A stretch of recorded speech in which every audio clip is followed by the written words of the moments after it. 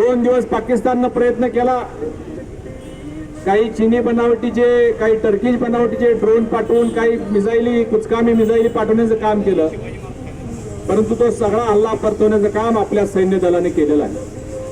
आणि त्याचबरोबर पाकिस्तान मधल्या अनेक विमान आणि वाहन तळावर हल्ला करून ते सुद्धा नेस्तनाबूत करण्याचं काम आपण केलं.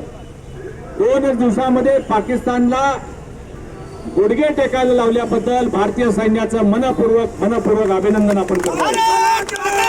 2 दिवसामध्ये. आणि त्यांनी माफी मागून आम्ही चर्चेला तयार आहोत असं स्वतः पाकिस्तानचे प्रधानमंत्री शरीफ यांनी सांगितलेलं आहे. कर्नल साहेबांनी सांगितल्याप्रमाणे हे युद्ध थांबलेलं नाही. प्रधानमंत्री मोदींनी ठणकावून सांगितलेलं आहे, यापुढे जर भारतामध्ये कुठेही पद्धतीचा अतिरेकी हल्ला झाला तर ते आम्ही युद्ध पुकारलं जाईल, त्यांनी अशी भावना व्यक्त केलेली आहे.